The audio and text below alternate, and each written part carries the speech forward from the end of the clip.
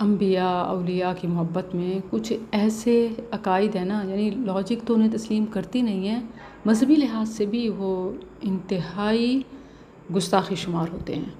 مثلاً یہ کہنا کہ قبر والا تو سنتا ہے براہ راست اور مزار والا بھی سنتا ہے براہ راست، جبکہ خالق کائنات وہ بغیر واسطے کے نہیں سنتا۔ اچھا، حوالہ دیتے ہیں سورہ المائدہ کی غالباً آیت نمبر ہے 35، جس میں ہے وَابْتَغُوا إِلَيْهِ الْوَسِيلَةَ۔ بلیورز کو حکم ہے کہ یا ایھا الذین آمنوا، اے ایمان والو، سیک دا مینس ٹو ہم، یعنی اس کی طرف وسیلہ تلاش کرو۔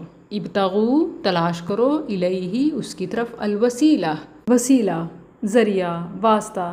اچھا، میرا سادہ سا سوال ہے کہ اللہ تعالیٰ نے نماز کا حکم دیا ہے تو کس کے طریقے کے مطابق پڑھتے ہیں؟ نبی صلی اللہ علیہ وسلم کے۔ اسی طرح سارے احکامات ہیں۔ اب جہاں بھی حکم ہے، یہ حکم ہے کہ وَابْتَغُوا إِلَيْهِ الْوَسِيلَةَ، اس کی طرف وسیلہ تلاش کرو، تو کیا وسیلہ اپنی مرضی کا تلاش کریں گے؟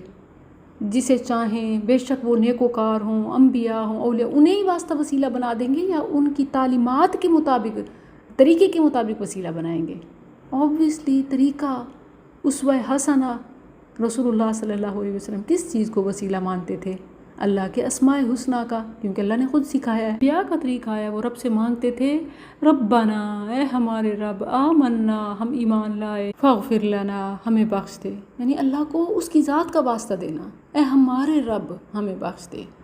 اسی طرح اللہم، اے اللہ، پھر آگے دعا، ایاک نعبد، ہم تیری عبادت کرتے ہیں، و ایاک نستعین، ہم تجھ سے مدد مانگتے ہیں، ہماری مدد کر۔ اللہ کو خود اس کی ذات کا، پھر اور کس چیز کا دے سکتے ہیں؟ نیک اعمال کا، یعنی اللہ ہم عبادت کرتے ہیں تیری، اس عبادت کا واسطہ دیا۔ وہ بنی اسرائیل کا واقعہ بھی نبی صلی اللہ علیہ وسلم نے سنایا کہ 3 اشخاص جو غار میں پھنس گئے تھے، انہوں نے اپنی اپنی نیکیوں کا واسطہ دیا تو غار کے سرانے سے، دھیانے سے پتھر سے لگ گیا۔ تو اللہ کو اس کی ذات کا واسطہ، نیک اعمال کا واسطہ۔ پھر اسی طرح صحابہ نبی صلی اللہ علیہ وسلم جب اس دنیا میں حیات تھے، آپ کے پاس آ کر آپ کی دعا کو وسیلہ بناتے کہ اللہ کے نبی، آپ اللہ کی رسول ہیں، ہمارے لیے دعا کیجئے، تو اس طرح دعا قبول ہوتی۔ تو آج بھی آپ نیکوکاروں سے دعا کا کہہ سکتے ہیں، اہل ایمان ایک دوسرے کے حق میں دعا کریں، دعا جلدی قبول ہوتی ہے۔ تو یہ وسیلہ ہے۔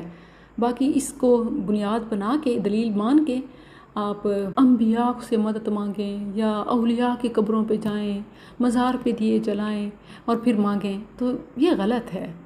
آپ کہتے کچھ ہیں، کرتے کچھ ہیں، ایک بات کو لیتے ہیں پھر اپنی مرضی کا مطلب نکالتے ہیں۔ معصومانہ سوال ہے کہ جس طرح نماز کا حکم ہے اقیموا الصلاۃ، تو نماز کس کے طریقے کے مطابق؟